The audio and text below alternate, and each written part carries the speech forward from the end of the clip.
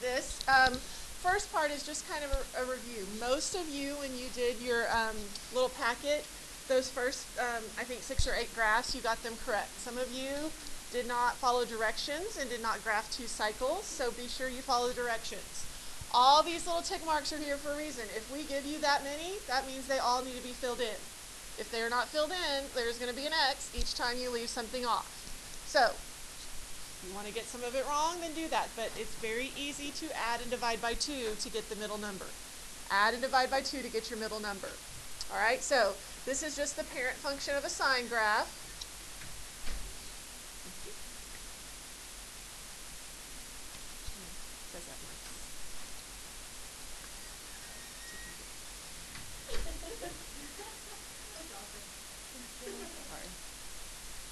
So, think about your A, B, C, and D. A is the number out in front.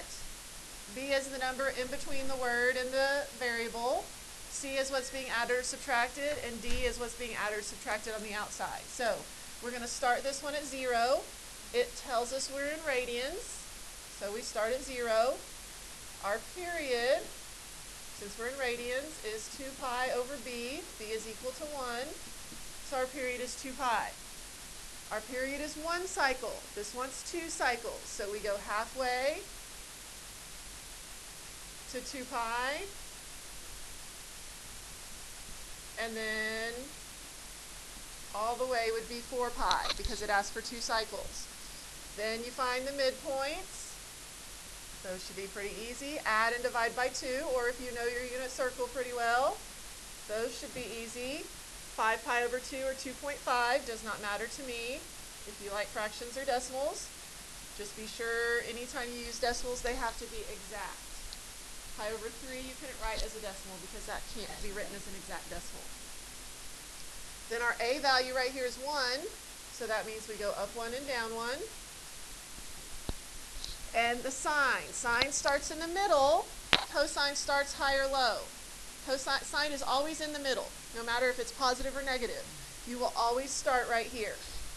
Then, if it's positive, you go up. If it's negative, you go down.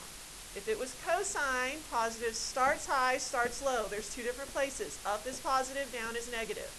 It's not where you go on cosine. So, sine starts in the middle. Then we go high, middle, low, middle. Repeat it. High, middle, low, back to middle. So there is your graph of y equals sine of x. So now while we don't always need this graph to answer these questions, this is a very simple one. We're starting with the easy and then get the more difficult where there's vertical, horizontal shifts, period changes, amplitude changes. So this first one, we just answer the question, sine of pi. Most of you probably know sine of pi without looking at a graph or without drawing your unit circle because we've done it so much. But we could just look at this graph and say sine of pi. So when x is equal to pi, what is y? Y is going to be 0. Sine of 3 pi over 2. So when x equals 3 pi over 2, y is equal to negative 1. And when sine equals sine of 5 pi over 2, so when x is 5 pi over 2, y is equal to 1. So we could ask you a ton of questions about that.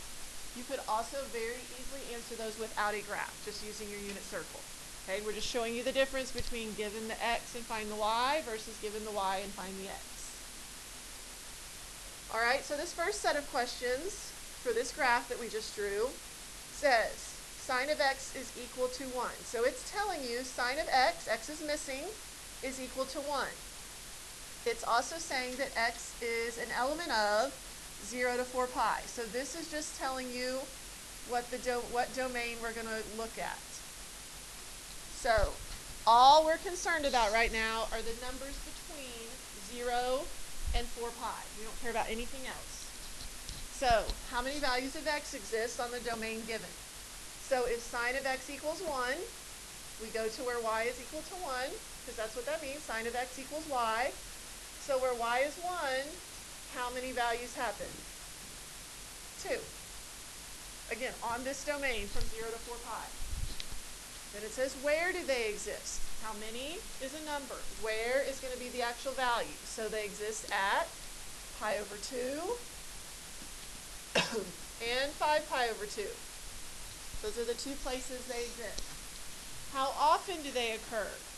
All right, so how far apart are they? All that is another way of saying how far apart. So from 1/2 pi to 5/2 pi, that is a distance of 2 pi. And a second ago, we found our period to be 2 pi. So this next question, what's the value in relation to the equation? Well, that value in relation to this equation is the period. So what that's going to mean is answers are going to happen every period. Once you add or subtract the period, so if we started at pi over 2 and we added the period, we would get to another answer. If we added it again, we get to another answer, and another, and another, and that would go on forever to the left and to the right. The next set, along with that same graph, still sine of x equals 1, but now the domain right here is negative infinity to infinity. So how many values exist on that domain if we go from negative infinity to infinity? An infinite number. Okay, so infinitely many, an infinite number, because it never stops. We can always add or subtract another 2 pi forever and ever. If I ask you to write them all down, could you do that? No, there's no way to write them all down. Okay, and they exist at the same place, pi over 2, 5 pi over 2. If we added another 2 pi, 9 pi over 2, another 4 pi, 13 pi over 2, and again that would just go on and on forever. So we cannot write them all down. Therefore, when this question is asked, we need to be able to find a way to write them down. And so what it is it's an equation called the general solutions. So general solutions is going to be an equation, and it is going to be an equation that allows you to just write one thing, because there's no way to write them all down when the domain is negative infinity to infinity. So anytime the domain is negative infinity to infinity, or it says general solutions, that's what we're going to do. And we have this letter n that's involved in this general solution, which is we're going to define it as an integer. An integer is just a positive or a negative whole number. Now, if someone else helps you with this, or you look it up somewhere, you Google it, and they have plus or minuses, all they've done is defined n as a whole number versus an integer. We're going to say it's an integer, so therefore our equation for general solutions is just going to be plus the period times n. If n was a whole number, we would have to say plus or minus right there. But we don't need to, since n is a whole number, that takes care of the positive and the negatives. So what that means is, if I ask you to find all the solutions for sine of x equals 1, all of them, there is no way you could write that down. Previous one, you could, because we only want to know the ones between 0 and 4 pi. But now I want you to write them all down. Well, you can't do that, so that's why we're writing this general solution. So for this particular problem, sine of x equals 1, what we do is we take the variable, in this case the variable is x, so we say x equals, and then we pick a value that's true. So we want to pick an x value that makes this true. I usually pick the first one that's on my graph. Okay, so I'm going to pick pi over 2. If you wanted to pick 5 pi over 2, that would be okay also. So pi over 2, and then we add the period, which we already found to be 2 pi, times n. And that is a general solution for sine of x equals 1. That represents all values. We could plug in anything for n. If we plugged in a 1, we'd get 5 pi over 2. If we plugged in a 2, a 3, a 4, you could plug in anything, and you would continue to get answers that make that true.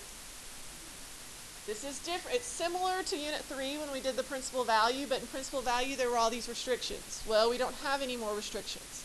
Only time we have restrictions where we can't go through that quadrant 3 is when the directions say find the principal value. Okay? And what this has to do with is this, let's see.